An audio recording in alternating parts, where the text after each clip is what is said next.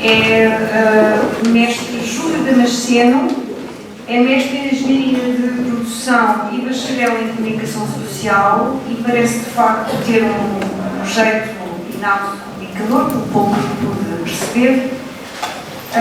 Desenvolveu a sua carreira profissional na área do marketing, em empresas brasileiras e também multinacionais, e estuda e divulga a obra Ubaldiana há mais de 30 anos, coordenando um grupo de estudos na Casa de Recuperação e Benefícios Bezerra de Menezes, no Rio de Janeiro, está certo? Bezerra de Menezes, Rio de Janeiro, no Brasil, e realiza também palestras e publica obras como Para Entender Pietro Baldi, obra que foi redigida em parceria com o escritor e conferencista Jorge Damas Martins, que também teremos o privilégio de ouvir aqui amanhã. Uma salva de palmas para o próximo.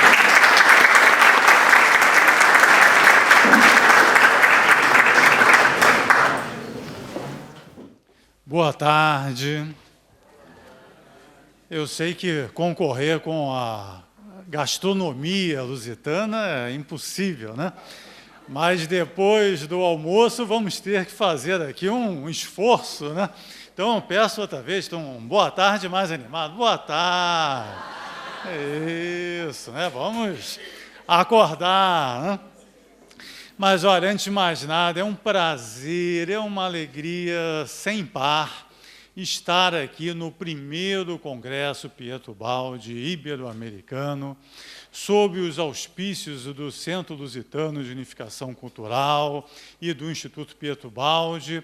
É mais um laço que se estabelece entre os povos, né, íberos americanos, né, em todas as suas frentes, e uma bênção que exatamente agora, ainda no início do século XXI, possamos estar juntos aqui, compartilhando desse momento, vivendo juntos esse encontro espiritual. Nós compartilhamos da proposta dos amigos que nos antecederam para que esse encontro seja principalmente uma conversa, seja principalmente um encontro de almas e não apenas uma exposição teórica, né, que não fale ao coração. Eu adorei aqui os dois painéis, né, sabedoria, compaixão, e entendo que a compaixão é a flor que nasce da sabedoria, né? É o produto mais alto, mais nobre da sabedoria. Então é muito bom vê-los juntos. Nós escolhemos, olha, essa frase do poeta colombiano, né, Antônio Ramos Maldonado, que achamos muito feliz aqui para nosso início de conversa. A frase "Deus não joga dados" é famosa, é a frase de Albert Einstein, né?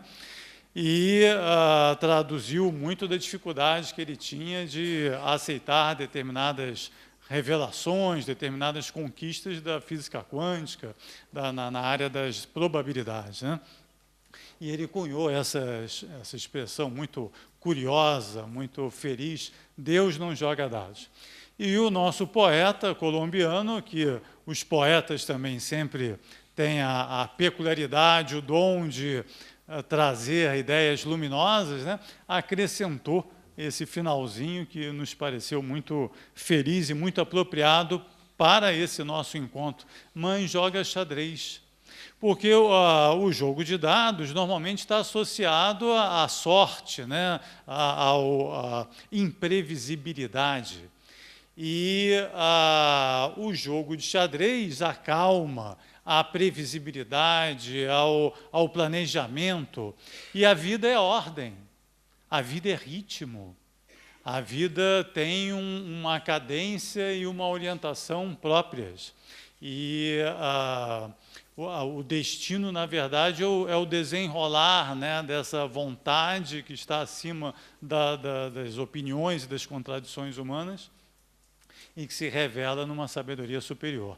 Então, nós trazemos ela para a nossa reflexão. E nós gostaríamos de dedicar essa nossa exposição ao místico e santo Pedro de Alcântara. que é também um traço de união dos povos ibero-americanos, né?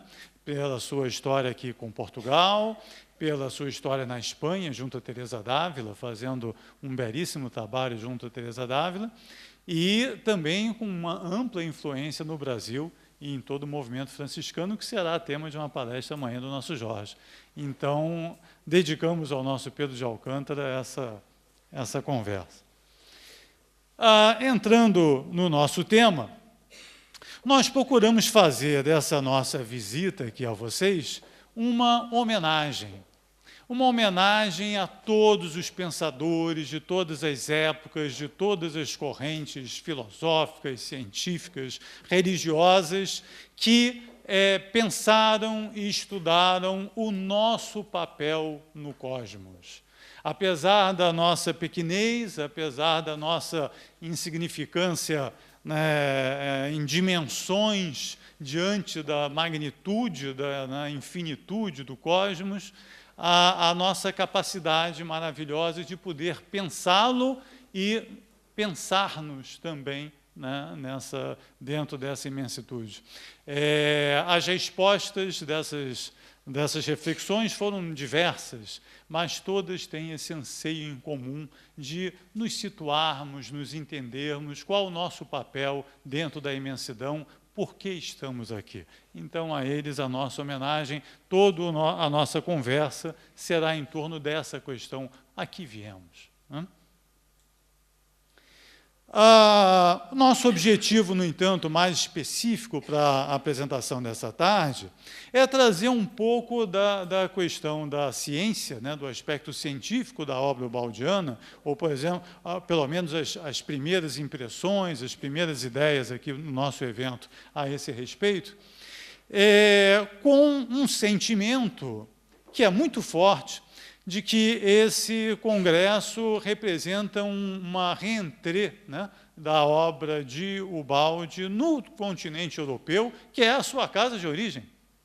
Nós temos uma luz, uma obra de primeiríssima grandeza se espalhando o mundo afora, e nasceu na Itália, né, nasceu na Úmbria, lá de Francisco, e se espalha de uma maneira maravilhosa, e é muito bom vê-la de volta à sua casa, à sua terra, né, ao seu continente, e ainda mais aqui em Portugal, que nos fala tanto ao coração. O Ubaldi tem essa frase na obra Pensamento, chegou a hora de dar um salto à frente, e nós entendemos realmente que é a hora de dar esse salto, e que a ciência tem um papel enorme nessa aproximação da obra de Ubaldi com o continente europeu. Vocês têm tradição, né, na área da ciência, do conhecimento, tem todo o instrumental, toda a estrutura necessária para bem aproveitar também esse aspecto da obra ubaldiana, e nós esperamos que esse seja o início desse reencontro. Né? A obra de Ubaldi, ela é original sob diversos aspectos. Ela é original na linguagem, ela é original nos métodos, ela é original nas conclusões que nos traz para a nossa reflexão. Ela é brilhante nos seus textos, nas ideias que traz. Ela é instigante no sentido de nos fazer pensar, de nos fazer refletir nas questões mais relevantes, mais profundas, mais autênticas do coração humano, né? De nos fazer realmente refletir um pouco, sair do agito da nossa vida moderna e aquietar um pouco e refletir com mais maturidade, com mais vagar sobre as nossas questões. Ela é disruptiva, ela quebra todos os padrões, ela surpreende a cada página, a cada passo, ela promove realmente uma renovação nas mais variadas áreas do conhecimento. Ela é abarcante, né, para me servir de uma expressão aqui mais portuguesa, ela é abrangente no nosso português, né, brasileiro, Mas ela não perde em profundidade, ela não cai em momento algum em superficialidade. Ela aprofunda todas as questões que aborda com o mesmo amor, com o mesmo vigor. E, assim sendo, ela tem, digamos assim, todas as condições de também na área científica provocar profundas revelações, profundos movimentos, e vamos trazer um pouco desse exemplo aqui para a nossa conversa. Nós escolhemos, como o nosso tempo é limitado, né, a conversa hoje precisa ser mais objetiva, nós escolhemos apenas um exemplo para mostrar a atualidade, a conveniência e a oportunidade que representa esse reencontro da obra ubaldiana com o continente europeu e com a ciência de um modo geral, nesse momento. Escolhemos as chamadas teorias de tudo, né? Daqui a pouco a gente vai entrar um pouquinho o que representa essa expressão. Depois vamos falar um pouco da grande síntese, como sendo a teoria de tudo da obra ubaldiana, e, finalmente, explorar um pouco do futuro, de confirmado o modelo que o Ubaldi apresenta na grande síntese com a sua teoria de tudo, que implicações, que consequências poderão advir para nós todos a partir dessa confirmação e, principalmente, a partir da validação do seu método. O Ubaldi produz conhecimento com um método absolutamente original, acima dos nossos padrões comuns, mas que deve ser validado e depois ter continuidade e ser estudado também por outros estudiosos, né? Essa expressão, a teoria de tudo, ou na sua versão em inglês, que é um pouco mais famosa no meio acadêmico, somente através de um acrônimo, né? TEO, né? TEO, Theory of Everything. Essa teoria ela ficou muito famosa, digamos assim, agora recentemente nos cinemas, né? Com um filme sobre a biografia do célebre físico Stephen Hawking, mas ela já era, por assim dizer, uma popstar nos meios acadêmicos, embora, em geral, a gente não tenha, né, acesso a esse conhecimento. Então, ela tem um sentido muito maior, né, no meio acadêmico, e é muito antiga a busca daquilo que ela representa. Peraí, voltar aqui. Nós desejamos primeiro trazer um pouco do conceito, do que representa. Tem duas grandes vertentes quando se usa essa expressão teoria de tudo, ou teoria geral, né, unificada. A primeira é uma corrente mais física, mais matemática, e ela provém principalmente dos esforços de Einstein, a partir da sua teoria geral da relatividade, de 1915, da busca que ele mesmo procurou empreender de desenvolver, nos termos dele, da época, a sua teoria geral unificada, que era um desafio fantástico de natureza matemática, de matemática pura, de tentar juntar as forças fraca e forte do núcleo atômico com a gravidade newtoniana e com o eletromagnetismo de Maxwell, né? O Einstein pretendia e viveu durante 30 anos, os 30 últimos anos da sua existência, com esse propósito de chegar nessa tal teoria geral unificada e, infelizmente, sem sucesso. Ele faleceu em 1955 sem ter alcançado essa conquista.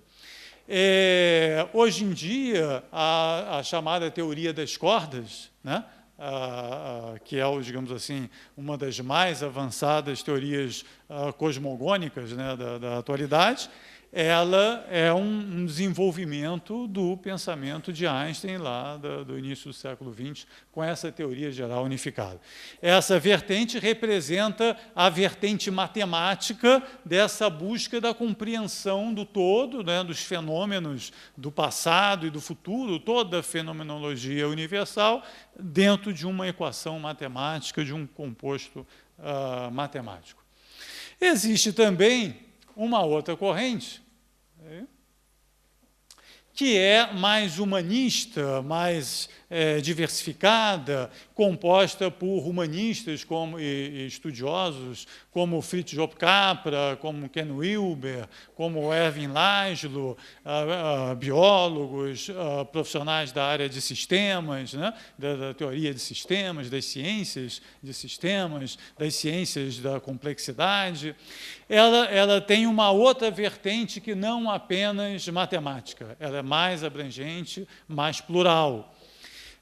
Eles a apresentam dessa forma, né? Um modelo que uniria todas as leis conhecidas numa teoria abrangente, capaz de explicar todos os fenômenos do universo. Nós achamos ainda essa conceituação, digamos assim, otimista demais, né? E preferimos uma variação dela que nos parece um pouco mais comedida e mais atual, mais pragmática, no melhor sentido do termo. É a versão proposta por John Maddox. John Maddox foi redator da revista Nature, que é uma das principais revistas científicas do mundo, durante 30 anos. Foi digamos assim, um jornalista que acompanhou os principais fatos do progresso da ciência ao longo do século XX. E ele cunhou essa definição, né? A explicação da natureza do universo e daquilo que ele contém, como sendo a grande síntese da evolução, né? Como sendo a síntese das leis, dos processos, das etapas associadas ao processo de evolução. E nos pareceu mais próximo daquilo que o Baldi nos traz na sua grande síntese. Um primeiro ponto que nós gostaríamos aqui de destacar é que a ideia da grande síntese da evolução, que é o tema do primeiro volume de Pietro Baldi, que foi redigido entre 1932 e 1935, ele hoje virou uma tendência, virou um modelo de trabalho. Então, existem profissionais da área da ciência de sistemas que são especialistas em desenvolver teorias gerais de evolução, ou teorias sintéticas da evolução. Então, a grande síntese, que foi lá uma expressão que se popularizou e se universalizou a partir da obra baldiana, hoje ela está se convertendo num modelo de produção científica. Assim como as TOEs, né, as Theories of Everything, as Gs, né, as teorias sintéticas da evolução, estão se configurando num produto, numa categoria própria de produção científica. Então, só isso já seria uma consagração da obra baldiana, porque aquilo que foi antecipado ainda no início dos anos 30 do século XX está virando um modelo, uma referência para um tipo de pesquisa científica sobre a evolução. Uma pesquisa que é plural por natureza, porque ela é multidisciplinar. Ela abrange diversas áreas do conhecimento para poder chegar à compreensão da evolução. Ela não é, digamos assim, isolada. Mas, então, é essa a visão de grande síntese, a visão de teoria geral unificada que nós vamos adotar aqui na nossa conversa. E ela nos dá resposta para questões como o que é a matéria? Como surge a matéria? Como da matéria nasce a vida? Como da vida emerge a consciência? Quais são as etapas pelas quais perpassa essa consciência ao longo da sua trajetória até atingir a condição humana? Alcançando essa condição humana, qual o seu futuro? Qual o seu futuro do ponto de vista biológico, individual, de transcendência das suas capacidades? E qual o seu destino do ponto de vista coletivo, no sentido de organizar as capacidades individuais, né, em sociedade, né, em vidas coletivas? Então, é esse o conceito que nós vamos adotar. Nós começamos a procurar, por curiosidade, para trazer aqui para vocês uma perspectiva histórica, um pouco da origem dessa expressão. E aí tem lá no Brasil nós temos uma expressão que é pegadinha, que é uma brincadeira feita para enganar alguém, né? Então, nessa pesquisa, nós encontramos, por exemplo, num livro de catecismo budista de 1881, a expressão teoria de tudo. Mas quando você vai ler, né, com calma, você vê que ela não se refere aqui ao que nós estamos conversando. Na verdade, é apenas a sequência do texto, né? Vocês aceitam a teoria de que tudo foi feito do nada a partir de um Criador? Né? Então, é só uma coincidência que as palavras teoria de tudo estejam juntas ali, não se refere a uma teoria propriamente dita. Essa teoria de tudo, da forma como nós estamos aqui nos referindo, ou seja, uma compreensão integrada da evolução e de todos os fenômenos ligados à história do universo, à vida, à matéria e consciência, nós encontramos pela primeira vez num jornal inglês de filosofia, psicologia e metodologia científica, de 1914, olha, em julho de 1914, e aí trouxemos aqui, não sabemos se é o primeiro registro de uso dessa expressão, acreditamos que não, que ela provém da segunda metade do século XIX, mas foi o registro mais antigo que achamos na acepção que aqui trazemos. Outra passagem muito interessante, conforme o nosso José Manuel Anacleto, né, trouxe na sua brilhante exposição, logo na abertura aqui do nosso trabalho, sobre o monismo, né, que o monismo é a unidade da substância da lei que nos governa, é um dos pilares principais aí da obra baldiana. Olha só, eu fui achar numa revista da Universidade de Oxford, chamada num jornal, né, num órgão oficial dele chamado O Monista, a expressão teoria de tudo, num artigo de 1920. Então, já estava ali nesse sentido que nós estamos nos referindo, já desde essa época já se buscava, digamos assim, essa visão unitária do todo.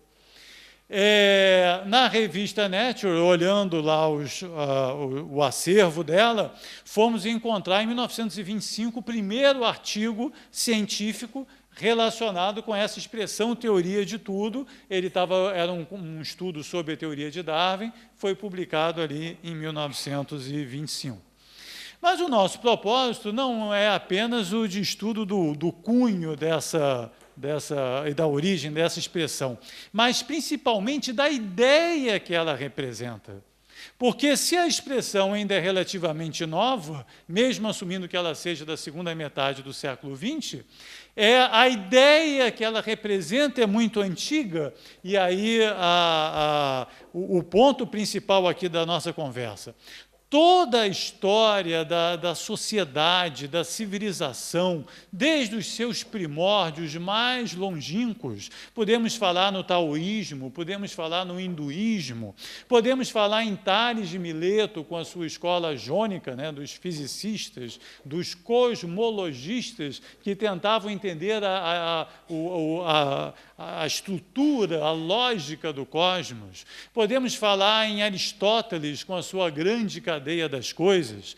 Podemos falar em Orígenes, o grande dos pais da Igreja, que também tratava das mesmas questões de Ubaldi, sob essa visão unitária do todo, da unidade da substância, da evolução dos seres, da queda espiritual. Então, uma série de questões que foram por ele antecipadas. Poderíamos também homenagear aqui, como uma etapa do fluir dessa mesma ideia, o grande Giordano Bruno. Hoje nós estamos no dia 18 de fevereiro, né? Pois saibam que no dia 17 de fevereiro de 1600, em Roma, foi queimado vivo Giordano Bruno, exatamente por escrever uma obra intitulada O Princípio Único das Coisas e dos Homens. Essa estátua, belíssima estátua, está colocada em Roma exatamente no local onde ele foi queimado. Exatamente por ser mais um elo dessa corrente multissecular, milenar e universal, porque já passamos lá, né, pela China, pela Grécia e agora estamos aqui, né, na Europa, essa busca pela visão unitária, pela visão de conjunto. Spinoza, um dos seguidores de Bruno, também com a sua visão de unidade da substância, poderia ser elencado como parte dessa corrente.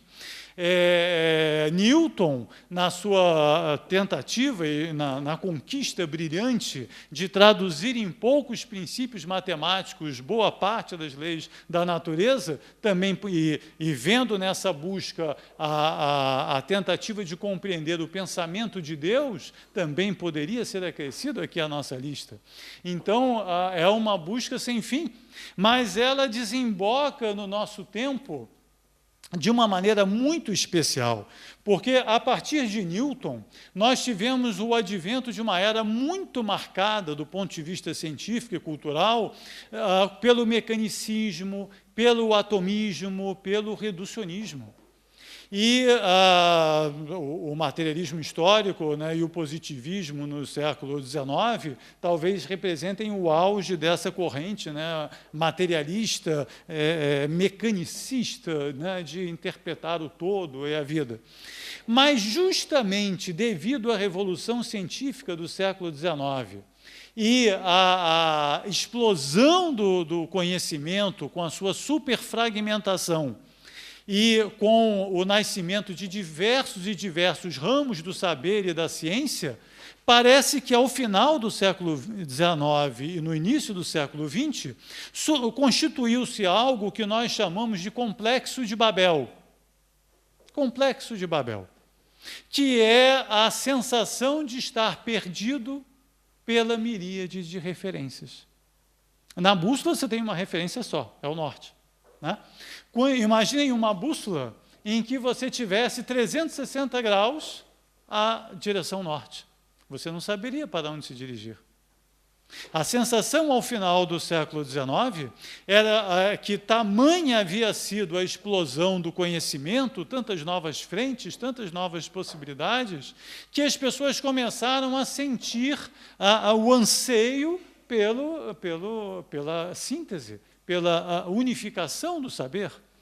E nós ainda não temos o distanciamento histórico necessário, mas imaginamos talvez um dia em que se observará o século XX, na verdade, como um século de reação a esse mecanicismo, positivismo e reducionismo do século XIX. Foi no século XX que se construíram as bases do holismo, que até serve de título aqui para o nosso evento. Foi no século XX que, nas mais variadas áreas, inclusive nos redutos mais materialistas que possamos imaginar, em todos esses ambientes compartilhou-se o anseio pela reunificação do saber, pela visão completa do saber. Os exemplos seriam muitos, tantos, que eu tive que separar alguns e vou passar aqui rapidamente só para aquecer a nossa conversa. Então, por exemplo, um dos grupos mais fortes desse materialismo, reducionismo do século XX foi o chamado Círculo de Viena, que tinha como bandeira o que eles chamavam de neopositivismo, né, ou de positivismo lógico, e que combatiam veementemente a metafísica e tudo o que lhes parecesse espiritual, mas que também, em contrapartida e de maneira curiosa, tinham como uma das suas bandeiras, né, no seu manifesto, o desejo de reunificar as ciências, e entendiam todas as variações da ciência como capítulos de uma coisa só. Então, já trabalhavam e se empenhavam na reunificação dos diversos campos do saber, apesar do seu materialismo, apesar do seu neopositivismo. Da mesma forma, como se estuda, por exemplo, na psicologia, a Gestalt, né? E os textos de Wolfgang Kohler, que marcaram principalmente a década de 20 do século passado, na área da psicologia, ou seja, no contraponto lá do Círculo de Viena, mas já defendendo a necessária visão unitária do todo, do ser, da psique, da física, então, em diversos campos, manifestando esse desejo de unicidade e de que a vida precisaria ser observada dessa forma e não como partes isoladas. Da mesma maneira, o matemático britânico Alfred North Whitehead, que foi parceiro de Bertrand Russell na autoria de uma das principais obras da matemática inglesa de todos os tempos, chamada Principia Mathematica, ele escreveu também essa obra chamada Processo e Realidade, em 1927 e 28, defendendo que a vida e a natureza é constituída de processos e não de coisas isoladas, plantando base para o que mais tarde seria a teoria de sistemas, né, a visão que depois resultaria na ciência de sistemas. Se tornou famoso por essa visão completamente original da realidade, onde nós nos habituamos a ver tudo como, né, fenômenos isolados, e ele defendendo essa ideia, não, a realidade é constituída de processos e não de coisas isoladas. Outro que também precisa ser lembrado aqui, graças à nossa visão holística, a proposta holística do evento, é Jan Christian Smuts, de biografia controversa, porque ele foi um dos generais a controlar a África do Sul ao tempo do apartheid.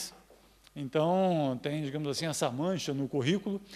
Naquele filme do Gandhi, do Mahatma Gandhi, ele é um dos personagens, ele chegou a conviver e ter contato com o Gandhi durante esse período da sua estada lá na África do Sul.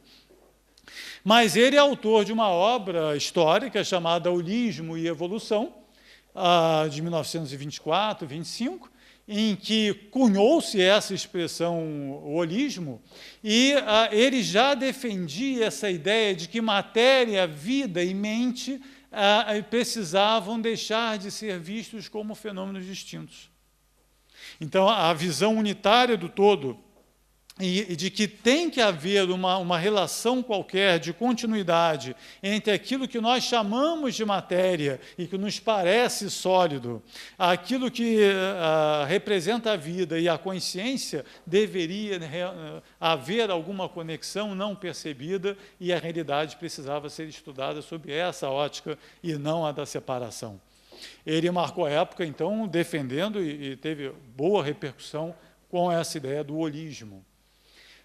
Outro que não poderia ser esquecido aqui na nossa painel histórico, né, a figura de Teilhard de Chardin, que foi homenageado, inclusive, por Rubald, né, em sua obra, e que desenvolveu, nos anos 30 do século passado, um clássico chamado Fenômeno Humano, que trazia uma nomenclatura e uma visão de mundo completamente originais e brilhante, explicando, nesse seu clássico, que foi publicado apenas em 1955, devido à proibição da Igreja, de como a geosfera, ou seja, o mundo da matéria, se transmuta na biosfera, no universo da vida, e como da biosfera nasce a nuosfera, que é a esfera do pensamento. Então, concordando com Smuts, né, concordando com Whitehead, com todos aqueles que o antecederam, mas já trazendo, né, uma visão muito interessante de como da matéria nasce a vida e como da vida emerge a consciência. Outro que, para nós, representa um marco divisório, Ludwig von Bertalanffy era austríaco, e ele começou a apresentar a sua tese, que levou ao surgimento da teoria de sistemas e das chamadas ciências da complexidade, em 1937, antes da Segunda Guerra. Devido à guerra e por não ter encontrado boa aceitação das suas teses antes do conflito, ele se muda para os Estados Unidos devido à guerra, e lá na Universidade de Stanford, nos anos 50, ele consegue, enfim, uma boa aceitação, né, para a sua proposição da integração das diversas áreas do saber e da análise da realidade sob o ponto de vista sistêmico, complexo, plural, e não isolado e não independente. Esse movimento foi fortíssimo. Em poucos anos, em 1954, fundou-se a Sociedade Internacional, né, das Ciências e Sistemas.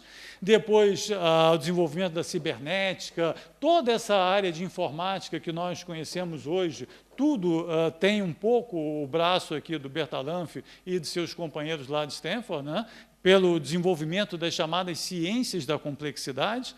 Mas Bertalanffy era um biólogo e, naturalmente, inspirado em estudiosos que já viam a natureza desse ponto de vista sistêmico, que já entendiam a necessidade de se olhar o todo, ao contrário de olhar as coisas como elementos isolados. E o surgimento da ciência de sistemas é o marco, né, de seu trabalho ali na virada do pós-guerra, é um marco importante, porque a partir daí a ciência acadêmica, oficial, passa a se instrumentalizar para estudar fenômenos complexos, com essa abordagem plural. É como se o holismo tivesse, finalmente, o seu reconhecimento acadêmico e definitivo. Então, é um marco importante em termos de aceitação, não que a mensagem seja nova, mas em termos de aceitação e de oficialização, digamos assim, dessa visão sistêmica do mundo, além da mecanicista do século XIX. Nós escolhemos como personagem final aqui desse painel histórico, e como símbolo dessa transição, Erwin Laszlo, que nasceu no ano em que começou-se a redigir a grande síntese. O Ubaldi começa a receber a grande síntese exatamente em 1932, no verão. E ele cria, em 1986, centenário de Ubaldi, o seu grupo de estudos de evolução. É um dos maiores gênios da atualidade, tem mais de 75 livros publicados, 400 artigos científicos publicados, seria certamente um dos seguidores de Ubaldi, se ele tivesse conhecido mais cedo, né, a obra de Ubaldi, seria certamente um dos melhores continuadores do seu trabalho, pelo tipo de pesquisa que fez. Mas o mais curioso é que, em 1987, ele publica também a sua grande síntese. Olha aí. Sabe quem publicou essa edição? O Instituto Piaget, aqui de Lisboa. Então, em 1985, mais ou menos 86, ano de centenário de Ubaldi, ele estava redigindo a sua grande síntese 50 anos depois de Ubaldi. Eu achei tão curiosa a situação que eu mandei para ele, né, a grande síntese de Ubaldi, mandei e-mail e chamei a atenção, olha que coisa, existe uma homonomia, né? Mas existe também uma coincidência de teor das duas obras, não é apenas uma coincidência de nomes. Ele também trata da evolução, das estruturas, das leis que governam a evolução, da matéria à vida, da vida à consciência. A semelhança é muito grande, mas ele não sabia. Mas, ao mesmo tempo, a sua obra consagra de Ubaldi por mostrar que a ciência, 50 anos depois, estava buscando a mesma coisa. E eu vou contar aqui baixinho para vocês, para ninguém ouvir aqui lá fora. A grande síntese dele está aquém da de Ubaldi. A de Ubaldi, embora tenha sido feita 50 anos antes, está muito mais adiantada que a do Erwin Laszlo. Isso eu não mandei para ele no e-mail, não, porque senão ele ia ficar bravo, né? Ele ia ficar bravo. Mas, cá entre nós, já que estamos aqui entre amigos, eu posso dizer, né? E ele faz aí um reconhecimento a Whitehead, a Thales, Einstein, Newton, mas o que é mais importante para a gente aqui mostrar é o seguinte: essa tal da teoria de tudo ela representa uma busca milenar, desde lá de Thales até os dias de hoje. E eu estou trazendo uma obra de 1987, ele está vivo até hoje, continua nessa busca, publicou agora no início do nosso século atual, 21, uma obra chamada O Campo Acástico, né, que é uma atualização dessa obra Grande Síntese. Ele continua na mesma busca. Mas o ponto que nós queremos trazer é o seguinte: se essa teoria de tudo é tão importante, Se ela é o santo graal da ciência, essa busca eterna, eu passei aqui rapidamente pelos nomes mais variados, pelas expressões curiosas, culturais mais diversificadas, todos buscando essa visão unitária do todo. Todos querendo entender como que da matéria se chega à vida, como da vida surge a consciência, como é essa evolução, quais suas leis, seus bastidores, suas nuances. Nós temos na grande síntese de Pietro Baldi uma teoria de tudo pronta. Pronta. E ela não é uma teoria de tudo com T minúsculo, é uma teoria de tudo com todas as letras garrafais, né? Porque ela é substantiva, ela é saborosa, ela é original, ela é disruptiva sob todos os pontos de vista. Ela poderia e deveria perfeitamente servir de inspiração, servir de modelo, de hipótese de trabalho para qualquer desses cientistas que nós citamos e de uma variedade deles que hoje se dedica a essa área. O Baldi os antecipou todos e os supera ainda com a grande síntese que apresentou naquela época. Eu não me atreveria aqui a tentar fazer uma super síntese, né?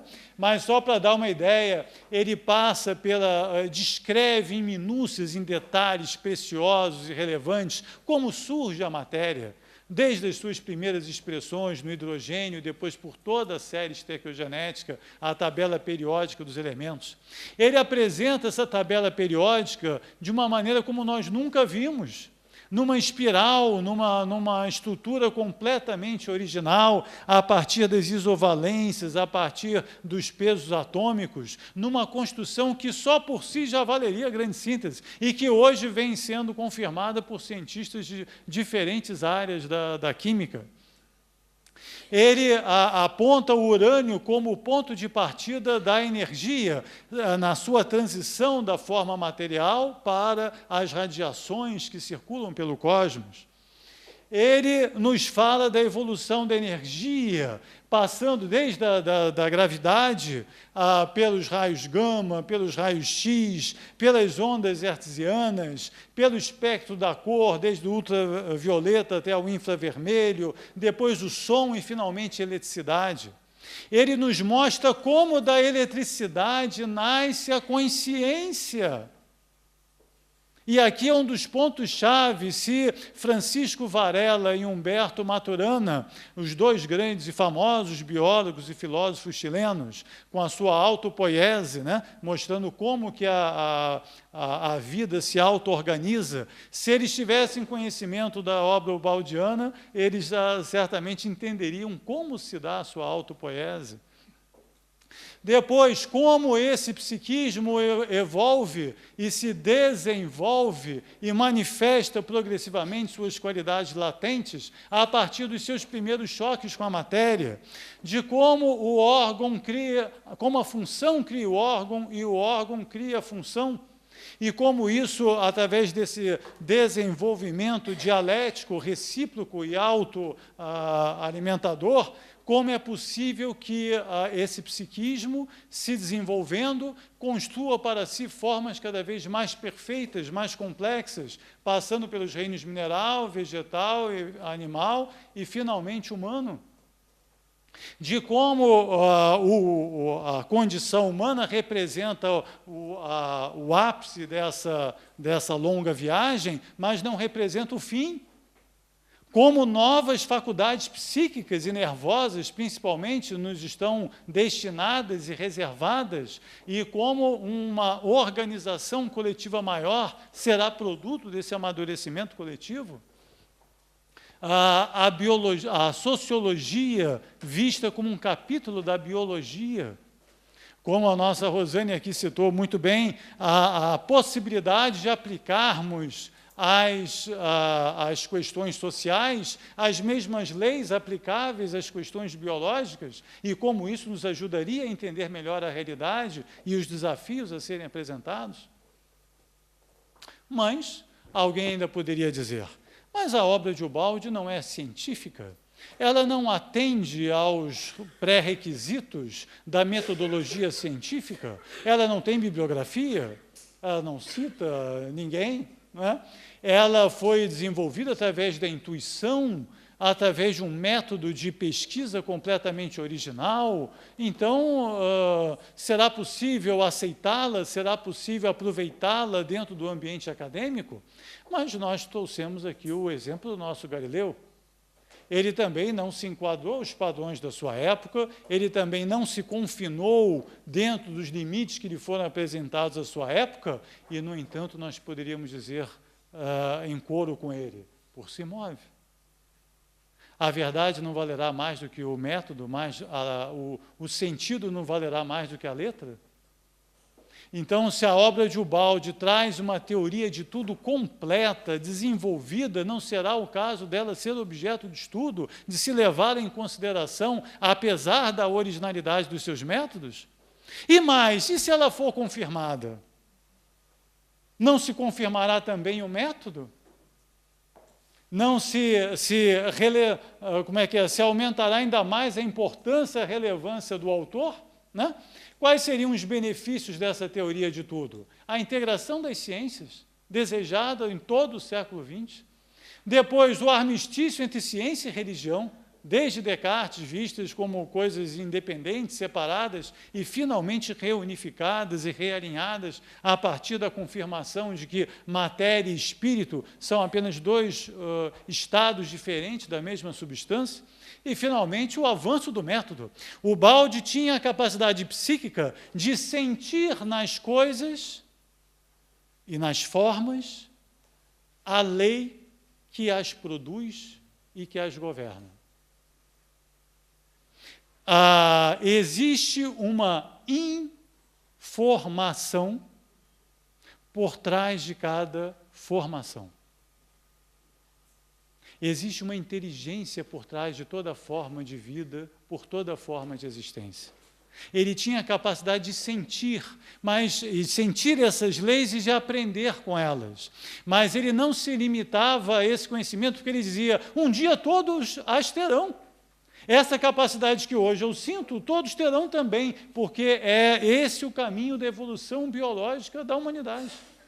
Era apenas um caso de uma antecipação biológica, cognitiva.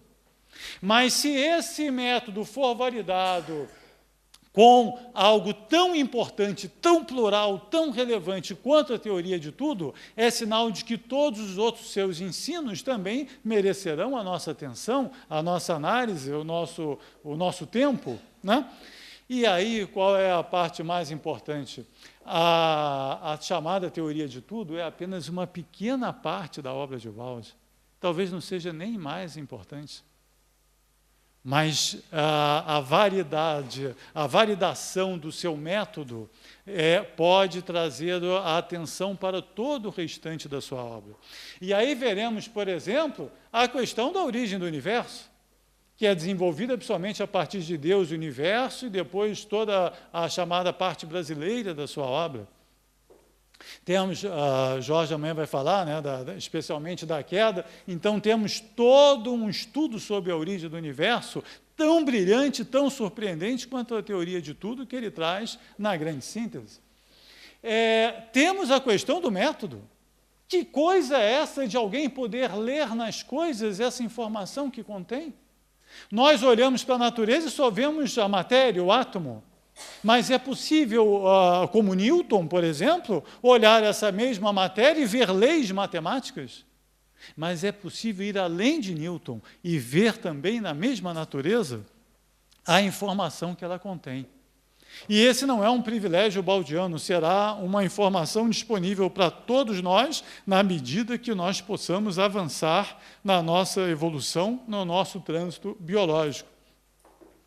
Mas, finalmente, talvez o que seja mais importante também, tanto o Anacleto quanto o Rosane falaram da parte ética, a constatação de que essas leis que estão espalhadas pelo ar, pelo cosmos, elas traduzem também o Evangelho, as leis do Evangelho. Não no sentido menor, religioso, no sentido de partido, de sectário, de instituição humana, mas no seu sentido cósmico, nas leis do amor, nas leis da natureza, nas leis que fazem com que o congraçamento universal seja o produto maior da evolução. esse conhecimento, esse reconhecimento das leis do amor como as leis mais importantes espalhadas pelo ar, sem que antes nós conseguíssemos respirá-las, um dia esse ar novo, essa brisa fresca estará também à nossa disposição, alimentando os nossos pulmões e nos alimentando com uma vida nova. Diz o Balde, depois das descobertas da desintegração do átomo, inexaurível fonte de energia e de transformação da individualidade química pela explosão atômica, a descoberta da realidade do espírito é a maior descoberta científica que vos aguarda e vos revolucionará o mundo, iniciando uma nova era. Nós esperamos que essa descoberta esteja próxima e esteja ligada de alguma forma ao nosso Congresso Ibero-Americano. Conclui a grande síntese esse belíssimo trecho que foi citado também no vídeo, né? Minha obra está terminada. Se durante anos e anos uma humanidade diferente, muito maior e melhor, olhando para trás, pesquisar esta semente lançada com muita antecipação para ser logo fecundada e compreendida, admirando-se como tenha sido possível adiantar-se aos tempos, tenha ela um pensamento de gratidão para o ser humano, que foi a palavra-chave aqui do Anacleto logo no início, né? De gratidão para o ser humano que, sozinho e desconhecido, realizou este trabalho por meio de seu amor e de seu martírio. A sinfonia está escrita, o cântico emudece para ressurgir em outras formas, em outros lugares. A voz apaga-se, o pensamento se afasta da sua manifestação exterior, na profundeza para seu centro, no infinito. Muito obrigado, mais uma vez, pela atenção.